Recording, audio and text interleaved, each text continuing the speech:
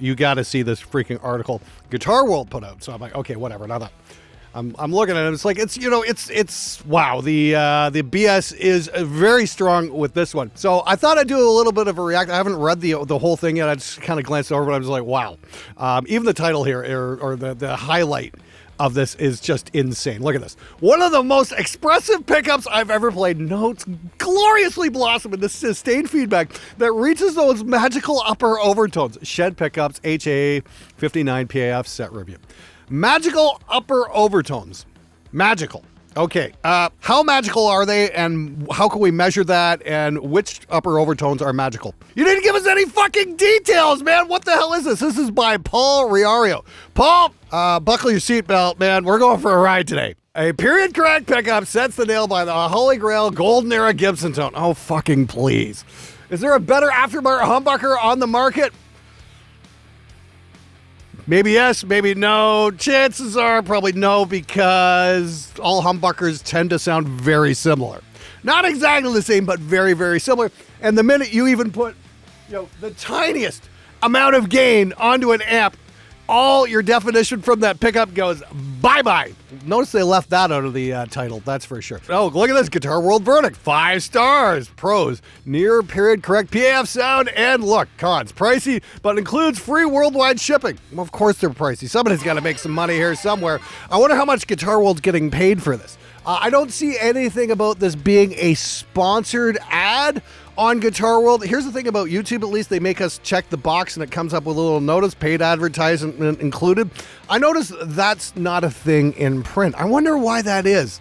Also, you should ask your local politician why they don't have to check the box either. But at least when you watch my shit, you know when I'm getting paid, because that has to come up, and by law, I'm required to tell you guys. So there's nothing quite like Shed Pickups HA 59 set, which over-delivers as an exceptional pair of full-sounding, harmonically rich humbuckers that achieve the hallowed vintage PAF tones with remarkable warmth and clarity.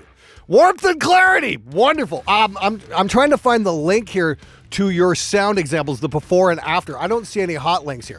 But we do have a You Can Trust Guitar World. Our expert reviewers spend hours testing and comparing guitar products so you can choose the best for you. Find out more about how we test. Let's take a look. Is there any frequency response graphs anywhere? How we test electric guitars, how we test acoustic guitars, test guitar amps, how we test effects and multi-effects pedals. I don't see anything about how we test pickups. Interesting. Hey, Guitar World, you might want to update this article just a teensy bit. Ask any guitarist and they'll tell you that installing new electric guitar pickups with the hopes of invigorating yet prized guitar can be a roll of the dice. Bullshit. Every time guitar players install new pickups, they're always automatically better. I've never come across a guitar player who bought new pickups and said, wow, I really miss my old pickups. That never fucking happens. And to illustrate, I own a 2002 Gibson 59 Historic Les Paul that's been one of my stage guitars for over 2 decades. Yeah, no fucking kidding. Wow, I'm shocked. I say shocked. It's been a love-like relationship. I love the guitar, but I like the way it sounds. I attribute that to the numerous humbuckers I installed on the guitar, from boutique to name brand, all of which have been lukewarm to adequate in tone. It's your speaker, dumbass! Change your fucking speaker. You'll get better tone. That's how it works. The speaker is the filter. We've got a video here, but it's an ad for another something else that has nothing to do with the pickups we're trying to find here. I don't see any sound examples here. Hey, Paul, why is there no sound examples on this article? Why are there no frequency response graphs for what the pickup actually does? Could it be that you're not willing to tell your audience that all pickups basically work as a one-band parametric EQ? That's it. They have a little boost from 3 to 6 decibels up and down the spectrum. And by the very nature of guitar amps distortion, the minute you add any gain to that, that compresses that peak down, and therefore your guitar loses that quote-unquote definition that made that pickup unique. So let me just scan through the bullshit here. Original PA are not wax potted. Okay, you might have an issue with feedback with these. Is there any mention about feedback? No? Okay. Okay, there's some mention of ohms. Great. but no mention of what those ohms do. Shed points out that the pickup's DC resistance should read around 7.9k ohms for the bridge and approximately 7.6k ohms for the neck. However, these are approximations. What can I tell you? HA59s are received read at 8.07k ohms for the bridge and 7.53 ohms for the neck. Okay, wonderful. We actually named off some specs. Fantastic. Is there anything to tell us what that actually fucking means? How that's going to translate across your amp, and better yet, a mic'd up signal? You know, the part of the guitar sound you're going on and on about that the rest of us are gonna hear.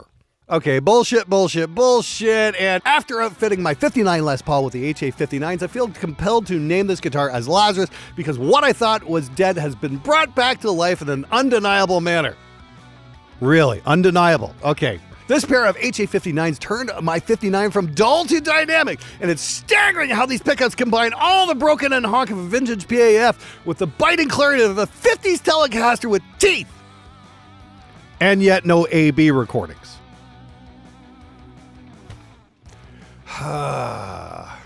The neck humbucker is one of the most expressive pickups I've ever played, with a drippy bell-like tone. And if you drive either PAF loudly, notes gloriously blossom into disdained feedback and reaches those magical upper overtones. Like, what the fuck is this shit?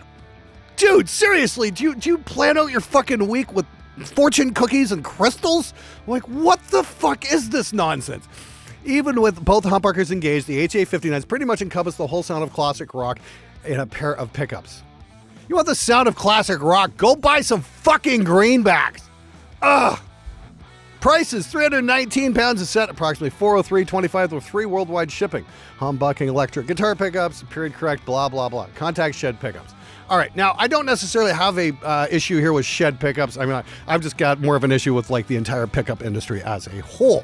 But, you know, I don't think there's anything inherently unique about any of these because he didn't test anything about these pickups compared to any other pickups.